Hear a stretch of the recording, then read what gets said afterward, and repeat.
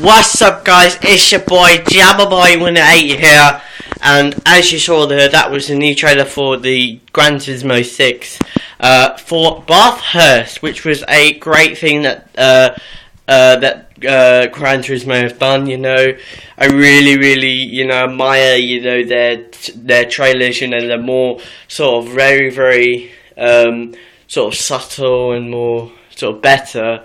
You know, more sort of like. You know, it's just amazing in every way, and more better than the others like F1 and no offense to F1. So yeah, and yeah, I really like the look of the track. You know, it looks really realistic, especially that one curve coming into the corner. I don't know what corner what specific corner that is, but I think it's near sort of the end of the lap. So. Yeah, really nice section of track there, and I can't wait to drive that track. That it's going to be an honour, to be honest, because I've driven Bathurst before, you know, on Need for Speed Shift to Unleash. I'll put a video up of me driving around that track, and I can't wait to experience it once again. This time on Gran Turismo 6. So yeah, folks. And I will be giving you loads of content of that track and also other tracks like Selson and all that. So yeah, folks, stick around and subscribe for those videos. See ya, folks. We are going to move on to the 2013 Korean Grand Prix review. Now into Q3. I'm not going to talk about Q2, Q1, because it's just the same thing, you know, happening all the time. Basically, I'll give you a little bit before we go into Q3. Paul di Resta almost got lost out in Q1 by getting blocked by Jules Bianchi, but I think, to be honest, Jules Bianchi had every right to keep his track position, because he was on a lap, and the rules state that when you're on a lap, you cannot be forced to get out of the way. So that means that you can keep going even if there's a car behind you, and that's what Paul di Resta was in. He was right behind Jules Bianchi, who was on the lap, closed him down and lost time and almost was out of Q1, which made him really furious with him. But you know, that's just the rules. So into Q2, same thing happens again. Right, Button getting really distracted by Raikkonen as he was pulling off. Really, I think it's something that I really get annoyed with. You know, when a driver pulls out of the way, he sort of ruins your lap a bit by distracting you. But it's just the driver, you know. You've got to be really concentrating on the track and not just on the other cars. I know, yes, you've got to be concentrating on the cars so that you don't hit them, but you've got to be concentrating 10 times more than the car. So yeah, but yeah, into Q3, really exciting battles going on. Really exciting laps being produced. Vettel producing a massively great time. That would put him on provisional pole, but there were so many cars out on track in the last couple of minutes that were really looking like they were going to do it. Webber had a good lap, but then he made a mistake and aborted his lap on the dying moments.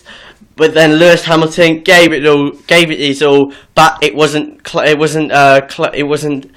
pole position, as he was down by only 2 tenths, which means that Sebastian Vettel was the pole sitter for the Korean Grand Prix.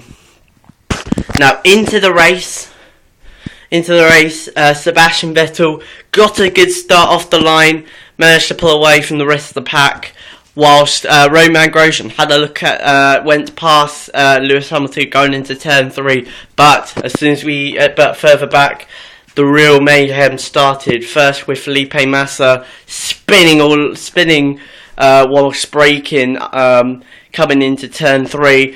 Everyone had to take avoiding action. Red Bull going over the UBS curb there. Loads of cars going onto the runoff, and that cost them a load of time. But the big winner of all that was Pastor Maldonado. He managed to climb his way, I think, to 6th or 7th. Correct me if I'm wrong. But yeah, he managed to get himself up to a huge, great spot.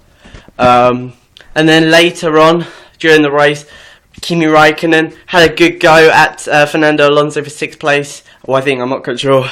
For 6th place. Down the inside in turn 3, but Fernando got a better exit coming out of turn 3, getting a good run on Raikkonen, but there was no space to go coming into turn 4 and 5, and then after that, a lot of cars going into the pits on lap 8 to change tyres, but Lewis Hamilton wasn't quite had a good pit stop, but wasn't quite close enough to get past Romain Grosjean as he kept 3rd place.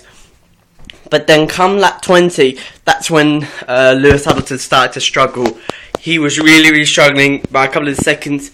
He was really going over the tyre graining, and he said like it was dead, and really I think that's where Mercedes really have got to work on for the next race, because that's happening all the time, and it's costing them real massive amount of points that could have put Hamilton in a great shot for the championship. So, yeah, folks, real disappointment there for Hamilton. But coming on to lap 30, coming on to lap 32, and Nico Rosberg's front wing just dropped onto the floor, and sparks flew whilst he was getting past Hamilton, and it really was a heart-stopping moment because there could be like a little thing where Rosberg could have lost the front wing and it could have flown into Hamilton and put him out of the race.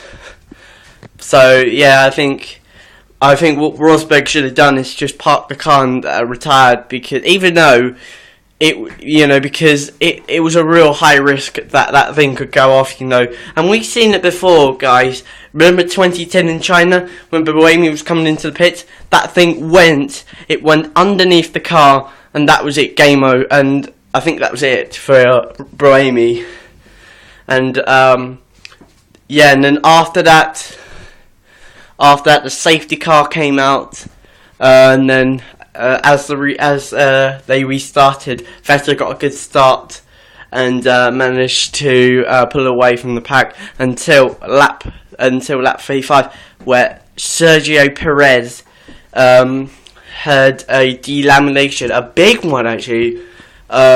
Basically, coming into turn 1, he had a massive lockup, ran wide, and I think he overheated his tyres too much, and that caused him to have a massive delamination, like I said, and that brought out loads of debris on the track, and that brought out the second safety car for the second time in the race. As after that, loads of people pitted to get on to a new set, and then into the last couple of laps, and then after the restart. After the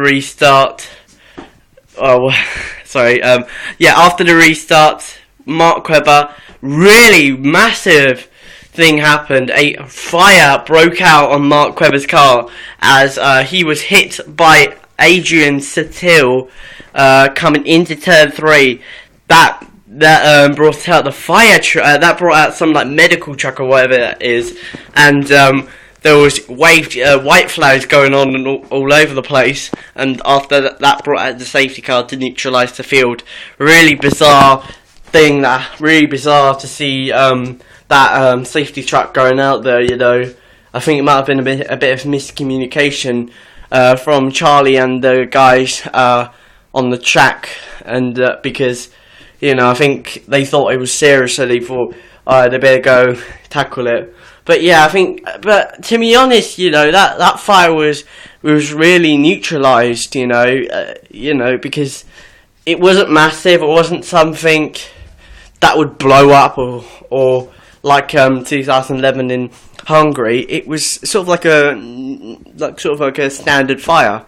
So I wasn't expecting a big thing to happen. I was expecting the marshals to get their fire extinguishers out and extinguishing the flame. But yeah, the safety car truck came and the safety car came out to neutralise the field, and that brought out the second safety car. Oh, by the way, the Rosberg thing, my bad, it wasn't a safety car. So yeah, folks, sorry about that. I just realised that it's like that the Rosberg thing didn't bring out the safety car, and yeah, so sorry about that.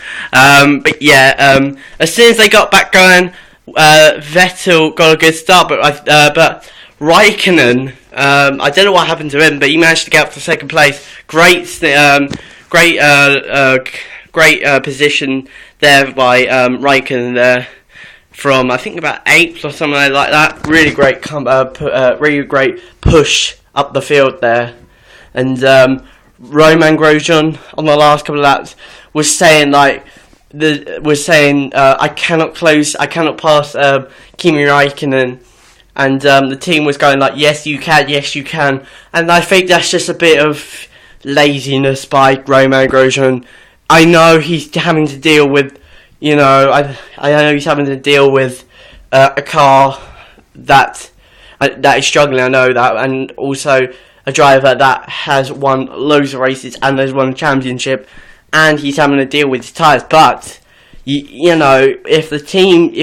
I was racing and the team told me that you can close and pass him, I would go for it. I would accept it and go for it.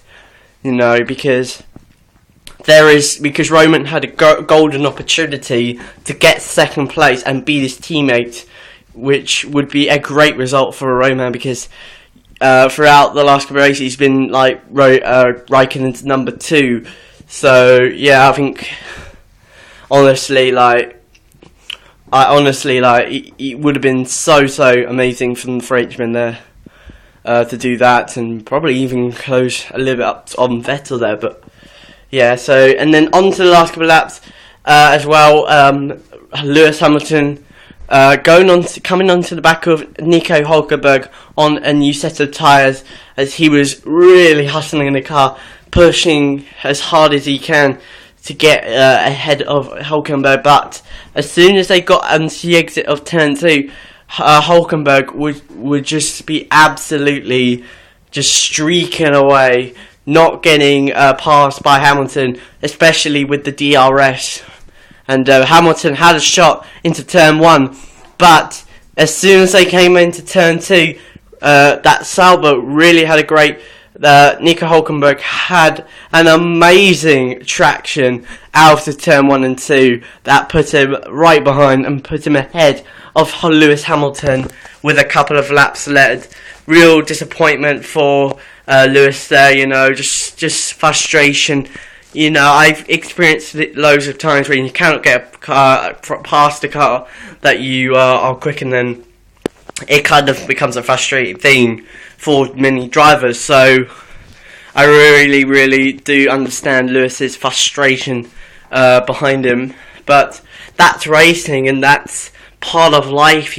Sometimes there'll be like a couple of dudes that that are just going to be like are going to be impossible to get past or achieve. So yeah, I mean, just one of those days for Lewis. And in the end, Sebastian Vettel comes home to take the Korean Grand Prix of 2013 from Kimi Raikkonen and Romain Grosjean. And yeah, folks, thank you very much for watching. F1 2013 videos will be coming up in the next 2 weeks, folks. So be sure to subscribe to see those videos. See ya, folks. Thank you very much for watching. I'll see you guys next time. Peace.